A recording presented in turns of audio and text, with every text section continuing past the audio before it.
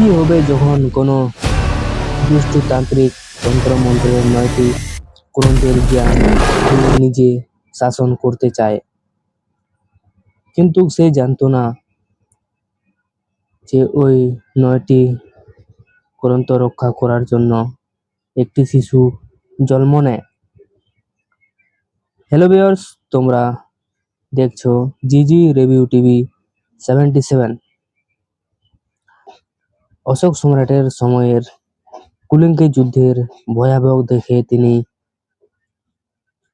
অনুতপ্ত হন এবং অমরত্বের রহস্য এবং প্রচণ্ড ক্ষমতা ধারণকারী 9টি পবিত্র ধর্মগ্রন্থ তৈরি করেন এবং গ্রন্থগুলো রক্ষা করার জন্য 9টি যোদ্ধার হাতে তুলে দেওয়া হয়। আর নবম গ্রন্থটি অমরত্ব হাসিল করা ভবিষ্যৎ দেখার যোদ্ধাকে দেওয়া হয়, যারা পিঢ়ির পর পিঢ়ি ওই গ্রন্থগুলো রক্ষা করে আসবে।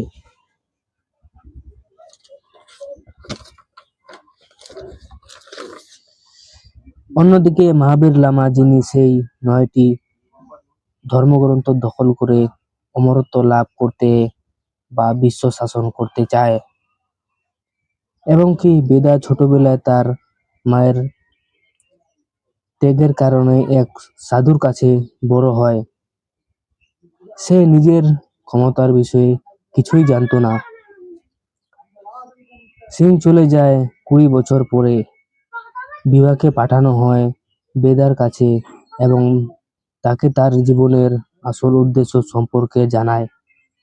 তুমি সেই ব্যক্তি যার জন্য স্বয়ং ভগবান তোমাকে বেছে নিয়েছেন।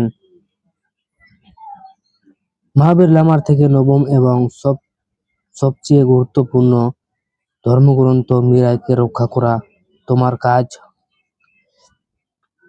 বেদা তার ক্ষমতার বিষয়ে জানতে পেরে তার মায়ের আত্মত্যাগের ভার নিয়ে ভেতরের শক্তিকে জাগ্রত করে হিমালয়ে গিয়ে রহস্যময় অস্ত্র মীরাকে খুঁজে বের করতে যায়, এবং কি মহাবীর লামাকে থামাতে সে যুদ্ধ করে।